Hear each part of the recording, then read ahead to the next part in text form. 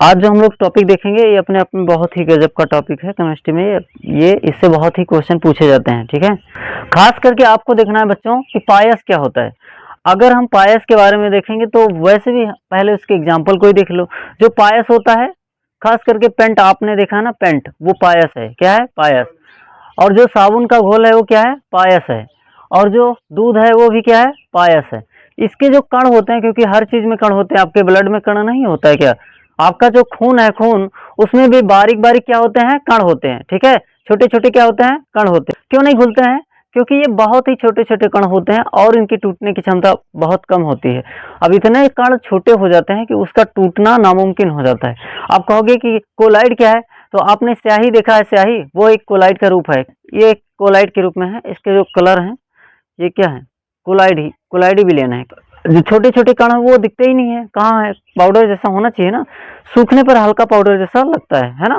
वो कोलाइड, वही कण है उसके, ठीक है। या एक विशेष प्रकार का क्या है? कोलाइड है।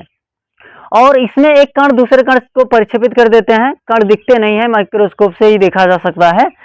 और लेकिन इसमें घुलता ही नहीं है। जैसे एग्जांपल पेंट, पेंट एक पायस है। क्या है? पायस। साबुन का घोल एक पायस है। दूध क्या है? पायस है। आप पेंट को देखिएगा बच्चों, जब पेंट लेंगे, पेंट जो जिससे पेंट करते हैं, कुछ लिखते हैं, पेंट को देखिएगा, उसको उठाइएगा ऐसे उंगली से या फिर किसी ब्रश व्रश से, आराम से बढ़िया चलता है ना, लिखते हैं मस्त एकदम लिखता रहता है। अर्थात कहने का अर्थ है कि पेंट जो है वो बढ़िया से लिखता है। उसमें क्या है? उसके कण एकदम बारीक है, वो दिखते ही नहीं है माइक्रोस्कोप से। आपस में एक दूसरे में जो है क्या है? एक दूसरे से अटैच है उसके कण, और वो कण जो है पूरी तरह से लगता है कि मिले हुए हैं, ठीक है। पूरी तरह से क्या लगता है? मिले हुए हैं। तो पायस जो पेंट है, पेंट के कण क्या एक एक कण निकाल सकते हैं आप? नहीं निकाल सकते हैं। जब निकालेंगे, जैसे कोई कोई चीज ऐसे सुई का नोक डाली तो एक कण नहीं निकलेगा, साथ में कई सारे कण निकल आएंगे। निकल आएंगे कि नहीं? इसका मतलब ये है कि पायस जो है, वो पेंट जो है, ये पायस है। क्या है? पायस है। और साबुन का घोल, साबुन लीजिए, उसको पानी में घोल लीजिए, तो उसका जो घोल होता है वो क्या है? उसका घोल एक पायस है। उसको आप ऐसे हाथ से ऐसे ऐसे करिए तो देखो उसमें एक चिकनापन होता है कि नहीं होता है? तो वो क्या है? पायस है। क्योंकि इसके एक एक कण तो आप अलग नहीं कर सकते ना, क्योंकि आपस में क्या है? मिक्सचर है। क्या है? मिक्सचर है, ठीक है। या फिर आप लोग ये देखिएगा, निरमा उरमा पानी में भिगो दीजिए, और उसका बुज्जा नहीं, उसके नीचे जो पानी होता है उसको देखिए, वो भी ऐसे थोड़ा चिकना, उसमें मुलायम सॉफ्ट लगता है कि नहीं? वो भी क्या है? पायस ही है, ठीक है। तो साबुन का घोल या दूध क्या है बच्चों? पायस का एक रूप है। दूध के कण भी आपको दिखते नहीं है। पानी और उसका कण एकदम मिक्सचर होता है। मिक्सचर होता है कि नहीं होता है? होता है कि नहीं? भाई दूध जब भी निकालेंगे, गाय का दूध, भैंस का दूध, उसका दूध एकदम व्हाइट कलर का ही होता है, जबकि उसमें पानी होता है और उसमें दूध के कण होते हैं, पाउडर, ठीक है, और आपस में मिक्सचर होते हैं। लेकिन वो आप एक एक कण निकाल नहीं सकते ना। उसको निकालने के लिए आपको बहुत ज़्यादा टेम्परेचर देना पड़ेगा, और बहुत ज़्यादा टेम्परेचर देंगे तब जाके उसके पानी क्या होंगे? वाष्पीकृत हो जाएंगे, और उसका कण क्या होगा? बचेगा कि नहीं बचेगा? अर्थात कहने का अर्थ ये है कि दूध भी क्या है? एक पायस है। क्या है बच्चों? पायस है, ठीक है। क्लियर है कि नहीं? तो पायस समझ में आया? आप लोग दूध पीते होंगे बढ़िया से, है ना। उसके बाद साबुन का घोल, इसको थोड़ी ना पीते होंगे। पेंट, तो पेंट उठाइए, बढ़िया रंगिए। पेंट तो कभी यूज किए हैं कि नहीं किए हैं? लाइए, उसको ब्रश लगाइए, किसी के दूसरे के मुंह पे ऐसे थोड़ा थोड़ा लगा के देखिए कि बढ़िया काम कर रहा है कि नहीं कर रहा है। एक दूसरे के ऊपर पेंट कर लीजिए, बढ़िया पेंट करिए, मस्त एकदम। अगला है बच्चों ब्राउनियन गति। एक इसकी खोज किसने किया था? रॉबर्ट ब्राउन ने। आपने देखा होगा रॉबर्ट ब्राउन ने केंद्रक की खोज किया था कि नहीं? ये केंद्रक क्या होता है? कोशिका के अंदर ही केंद्रक पाया जाता है। क्या समझा अभी कोलाइड में? बताइए।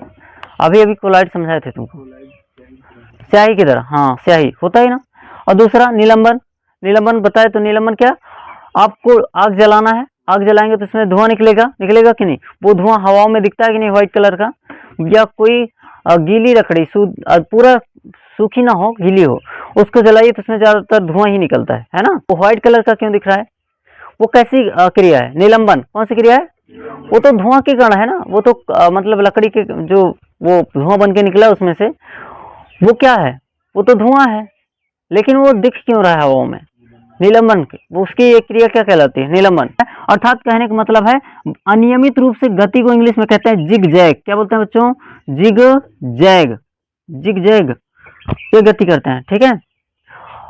या फिर मान के चलिए, आपने यहाँ समझा देते हैं। एक कोई बर्तन लेना है और इसमें आपको क्या कर देना है? इसमें आपको कुछ पानी भर देना है यहाँ तक, और इसमें निरमा डाल देना। क्या डाल देना? निरमा, निरमा पाउडर है ना। उसको डालेंगे तो उसका कण इसमें आ जाएगा कि नहीं आ जाएगा? आ जाएगा ना, आएगा कि नहीं आएगा? और आप देखिएगा, देखिएगा यहाँ पर, तो ये जो कण है बच्चों, ये कण यहाँ देखो, ये कण चलते हुए दिखते हैं। पानी ही भर लीजिए नल से, उसमें ध्यान से देखिएगा उसके कण एक ऐसे गति कर रहे हैं, करते हैं कि नहीं करते हैं? यही पानी जो पीते हैं नल का पानी, ये जो नल का पानी हम यूज करते हैं, इस नल के पानी को ही देखिए आप, तो उसमें ध्यान से देखिएगा, छोटा छोटा बारीक बारीक मिट्टी के कण उसमें घूम रहे हैं। कह रहा धूल के कण, मतलब जो धूल मिट्टी के कण है वो एक जगह तो अस्थायी नहीं होते हैं, या तो जमीन पे गिर के चिपके रहेंगे इसमें, या तो अगर वो पाउडर के रूप में बनेंगे तो वो उड़ जाएंगे। क्या हो जाएंगे? उड़ जाएंगे, ऊपर उड़ते ही रहेंगे ना हवा से, और वो उड़ेंगे तो बाहर ऐसे हवा में उड़ते रहते हैं। जैसे हमारे और आपके बीच बहुत सारे छोटे छोटे कण है कि नहीं है? है, लेकिन दिखता नहीं है, वो माइक्रोस्कोप से दिखेगा। वो आपस में एक जिगजैग गति कर रहे हैं। कौन सी गति कर रहे हैं? जिगजैग। तो धूल के कण यहाँ ही नहीं, ऊपर तक जहां तक हवाएं हैं वहां तक क्या करते रहते हैं? जिगजैग घटना करते हैं। कौन सी घटना करते हैं? जिगजैग घटना करते हैं, आपस में एक दूसरे से टकराते रहते हैं। मतलब एक कण उठा, दूसरे से टकराया, दूसरा उठा, तीसरे से टकराया, तीसरा उठा, चौथे से टकराया। इसे हम लोग क्या बोलते हैं? ब्राउनियन गति। आपने पढ़ा होगा बच्चों, इस तरह से आपने पढ़ा ही है कि यह एक फूल है, और यहाँ पर इसका क्या, इसका ये पुंकेसर है, और ये परागकोश है। क्या है? परागकोश। मान के चलिए समुद्र के अंदर है ये पौधा। कहाँ है? समुद्र के अंदर है। इसको मान के चलिए कि ये पौधा समुद्र के अंदर है। ठीक है, ठीक है। अब इसमें छोटे छोटे छोटे छोटे दाने हैं। क्या है बच्चों? दाने, जिसे हम परागकण कहते हैं। क्या बोलते हैं बच्चों? परागकण या पोलन ग्रेन कहते हैं। परागकण या पोलन ग्रेन कहते हैं बच्चों। ये परागकण क्या है? अगर समुद्र के अंदर ये पौधा है, ये कहाँ है? समुद्र के अंदर, तो ये ऑटोमेटिक क्या होंगे? ये कण टूटेंगे, और जब टूटेगा तो यहाँ से निकलेगा, और ये कण पहले इधर जाएगा, फिर इधर जाएगा, फिर इधर जाएगा, ऐसे जिगजैग गति करते हुए कभी न कभी यहाँ तक आ जाएगा, और परागण की क्रिया कर लेगा। क्या कर लेगा? परागण। ये परागण हो सकता है ये वाला दूसरे पौधे में भी चला जाए, लेकिन अगर यहाँ से टूटा तो पानी की लहरें इधर उधर करेंगी, करेंगे कि नहीं? तो ये सीधा तो जाएगा नहीं, ऊपर नीचे अप डाउन जिगजैग करेगा। क्या एक ही कण टूटेगा? नहीं ना, इस तमाम सारे कण टूटे रहेंगे। यहाँ पर एक कण, एक कण यहाँ, एक कण यहाँ, एक कण यहाँ, परागकण है। ये सारे कण जो है फूल के कण होते हैं, जो ये फूलों का नर भाग होता है ना। और इसमें से परागकण टूटेंगे, और ये टूट के इधर उधर जिगजैग घटना ऐसे ऐसे ऐसे ऐसे टकरा के कहाँ तक आ जाएंगे? पौधे में आ जाएंगे। आप गुड़हल के फूल में देखो ना, बीच से निकल रहता है, उसमें दाना दाना होता है, वो क्या है? परागकण है। क्या है? परागकण है। ठीक है बच्चों, ये समझ में आ गया? ब्राउनियन गति समझ में आया कि नहीं आया? जिगजैग घटना को क्या बोलते हैं? ब्राउनियन गति। क्या बोलते हैं? ब्राउनियन गति। ठीक है, अब हमको देखना है बच्चों टिंडल प्रभाव क्या होता है, और इससे आप लोग बढ़िया से परिचित हैं, इसमें कोई दिक्कत नहीं है, आपको समझ में आएगा टिंडल प्रभाव। ठीक है, यहाँ कोई दिक्कत नहीं है। यहाँ पर एक पेड़ है, और इस पेड़ को किसकी आवश्यकता है? सूर्य के प्रकाश की। किसकी आवश्यकता है? सूर्य, क्योंकि विदाउट सूर्य के प्रकाश का अपना भोजन तो बना नहीं पाएगा। क्या बना लेगा? अपना भोजन नहीं बना पाएगा। पेड़ जो है ये विदाउट प्रकाश से, विदाउट सूर्य के प्रकाश से अपना भोजन नहीं बनाएगा।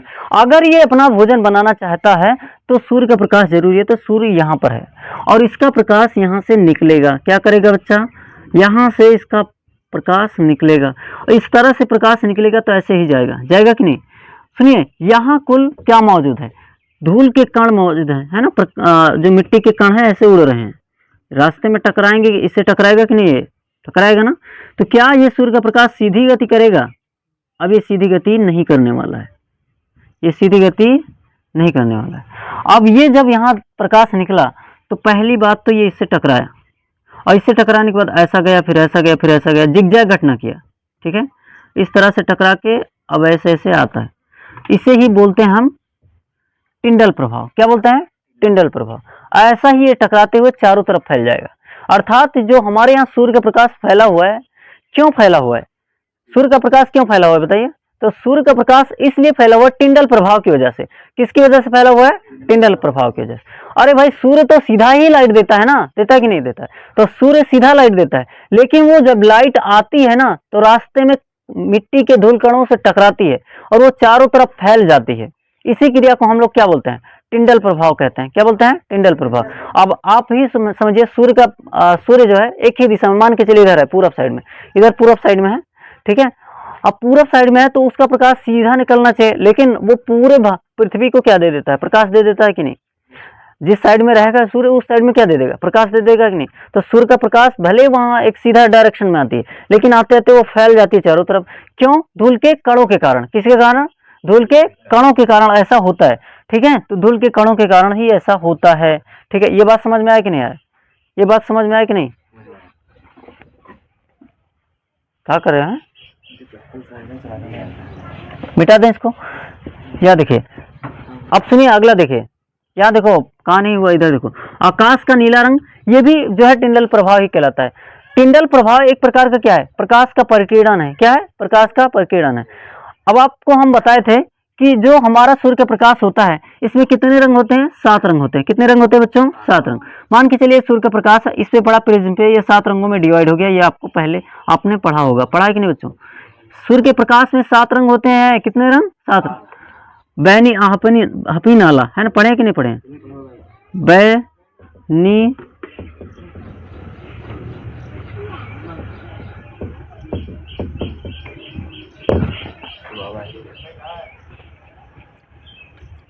बैनी आहपी नाला। बै से बैगनी, बै से क्या होता है? बैगनी। नी से नीला, आ से आसमानी, हा से हरा, पी से पीला, ना से नारंगी, ला से लाल। ये 7 रंग सूर्य के प्रकाश में होते हैं। सूर्य के प्रकाश में कितने रंग होते हैं? सूर्य के प्रकाश में जो श्वेत प्रकाश है इसका, उसमें 7 रंग होते हैं। बैगनी, नीला, आसमानी, हरा, पीला, नारंगी, लाल। इसमें से प्रकाश निकला। क्या निकला? प्रकाश।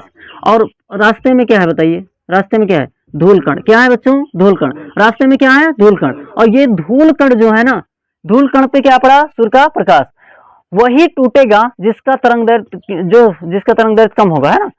तो समझिए जो कमजोर होगा, जो क्या होगा? कमजोर। तो इसमें सबसे कमजोर कौन है? बैगनी और नीला और आसमानी।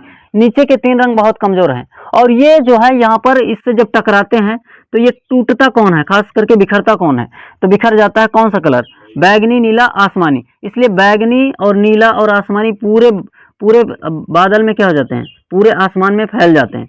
इसीलिए आपको क्या दिखता है? आसमान नीला दिखाई देता है। कैसे दिखाई देता है? आसमानी कलर का नीला दिखाई देता है, हल्का सा, है ना, दिखाई देता है कि नहीं। तीनों कलर मिक्सचर होके उसके रंग को ही डिसाइड करते हैं, समझे कि नहीं। क्योंकि जब वहां सूर्य का प्रकाश निकला तो आते आते क्या हुआ? धूल कणों से टकराया, और धूल कणों से टकराया तो उसमें खास करके टूटा कौन? 3 प्रकाश बिखर गए, बैगनी, नीला और आसमानी। पावरफुल कौन है? लाल। लाल ऊपर है, देखो इसका तरंग दैर्ध्य भी ज्यादा होता है, आप लोग जानते ही हैं। तो तरंग दैर्ध्य ज्यादा होता है तो दूरी तक कौन दिखाई देता है? लाल रंग। बाकी बिखर कौन जाता है? बैगनी, नीला और आसमानी। तो आप प्रकाश, आकाश का नीला रंग कैसा प्रभाव है? टिंडल प्रभाव। कैसा प्रभाव है? टिंडल प्रभाव है। क्लियर है कि नहीं? तो टिंडल प्रभाव की वजह से क्या दिखता है? नीला दिखाई देता है आसमान। ठीक है, बाकी दूसरी बात करते हैं बच्चों। ये बात समझ में आया कि नहीं आया? ये बात समझ में आया है कि नहीं आया? बताइए, बोलो, समझ में आया कि नहीं आया? नहीं आया? तुम्हारे सपना बोल तो फिर बेकार है। हाँ, तो बोलने में दिक्कत क्या है? आगे देखो, कह रहा है समुद्र का नीला रंग। देखिए यहाँ सूर्य का प्रकाश है, यहाँ क्या है बच्चों? सूर्य का प्रकाश है, ये मान के चलो सूर्य है। और यहाँ पर समुद्र है। यहाँ पर क्या है? लोगों को लगता है ना समुद्र जो है उसका पानी जो है नीला कलर का है। कैसे नीला हो जाता है ना। ये समुद्र है, ये क्या है? समुद्र। इसका प्रकाश जब इसमें आता है, हमने बताया ना ये तो गति कर सकता है पानी में भी। सूर्य का प्रकाश क्या पानी में गति कर सकता है कि नहीं कर सकता है? बताइए, जल में सूर्य का प्रकाश गति कर सकता है कि नहीं? तो बोले शर्म लागत तोरे सबके का। सूर्य का प्रकाश क्या पानी में गति कर सकता है? आराम से कर सकता है। पानी में जब सूर्य का प्रकाश जाएगा तो इसमें छोटे छोटे मिट्टी के धूलकण है कि नहीं बताओ? मिट्टी के कण है कि नहीं बताओ? समुद्र में क्यों नहीं होंगे भाई? हर जगह होते हैं, जहां पानी रहेगा वहां धूलकण रहेंगे। और ये जाने के बाद इन्हीं कणों से क्या हो जाता है? टकरा जाता है। और टकराने के बाद टूटेगा कौन सा प्रकाश? बताइए, टकराने के बाद कौन सा प्रकाश टूटेगा? है नीला, नीला, बैगनी, नहीं बैगनी, नीला और आसमानी। ये तीनों रंग टूट जाएंगे और ये टूट के बिखर जाएंगे। तो सबसे ज्यादा तरंग दैर्ध्य किसका है? लाल का। वो टूटेगा ही नहीं, वो दूरी तक गमन कर सकता है। लेकिन बैगनी, नीला और आसमानी ये फैल जाएंगे। आपको समुद्र भी कैसा दिखेगा? नीला। इसी प्रभाव को क्या बोलते हैं? टिंडल प्रभाव। क्या बोलते हैं? टिंडल प्रभाव। आप अंधेरे कमरे में बैठे हो नाराज होके, है ना, एकदम प्रकाश, एकदम पूरा सब खिड़की दरवाजा सब बंद कर लियो, तो अंधेरे कमरे में बैठे हो नाराज होके, तो आपको अंधेरे कमरे में जब कोई चीज दिखता है जैसे थोड़ा सा प्रकाश कहीं से आ गया, जैसे कहीं दीवार में या कहीं से हल्का सा उसमें से छिद्र है, या जो उसमें कटा रहता है ना, बयाला बोलते हैं इसको, है ना, वहां से हल्का सा प्रकाश आया, तो उसमें देखिएगा उस प्रकाश में छोटा छोटा छोटा छोटा कण घूम रहा है कि नहीं, तो उसमें क्या होता है, उसे बोलते हैं टिंडल प्रभाव। क्या बोलते हैं? टिंडल प्रभाव। तो जो घर है, घर ये मान के चलिए आपका घर है, और इसी घर में क्या होता है, प्रकाश प्रवेश करता है, यहाँ से मान के चलिए प्रकाश प्रवेश किया, ऐसे प्रवेश करेगा तो ऐसे ऐसे एक ही रास्ते पर जाएगा कि नहीं, एक ही डायरेक्शन में जाएगा कि नहीं, बताओ। इसके धूलकण है कि नहीं है? है। तो इसे क्या बोलते हैं? टिंडल प्रभाव। कौन सा प्रभाव?